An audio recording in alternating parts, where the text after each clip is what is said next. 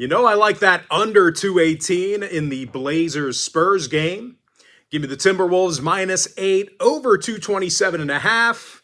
And I like the Bucks -9.5, getting the job done against the number.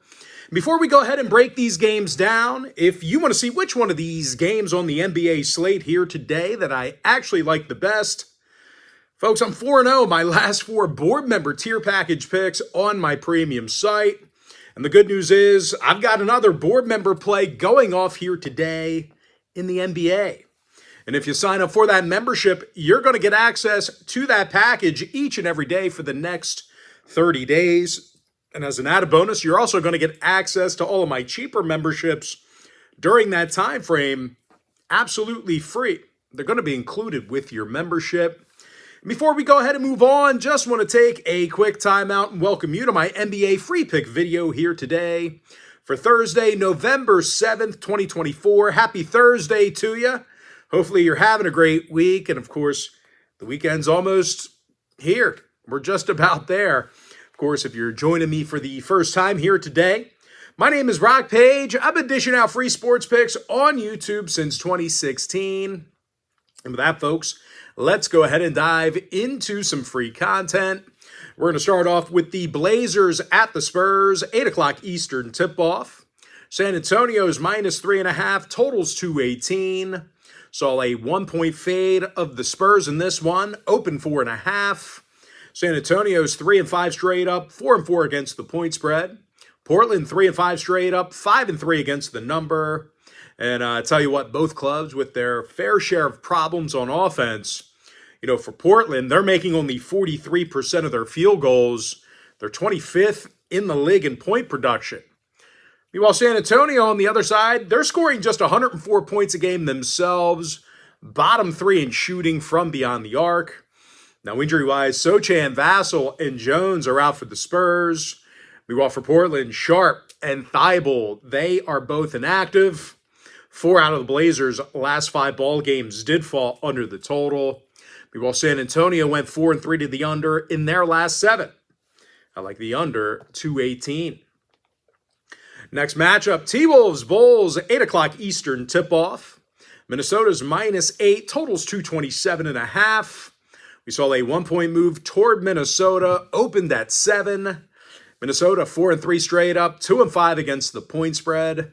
Chicago 3-5 straight up, 3-5 against the number. As a matter of fact, the Bulls are on a 3-game skid at the moment, and they gave up a whole lot of points in the process. Chicago allows more made field goals a game than any other team right now. And no real surprise here, folks. They're also in the bottom 3 in defensive boards. And they're facing a Minnesota club who has a little problems, shooting the long ball. No issues there. These guys are making 40% of their three-pointers as a team. And no real surprise here, folks. They are 6th in the league in shooting from the field.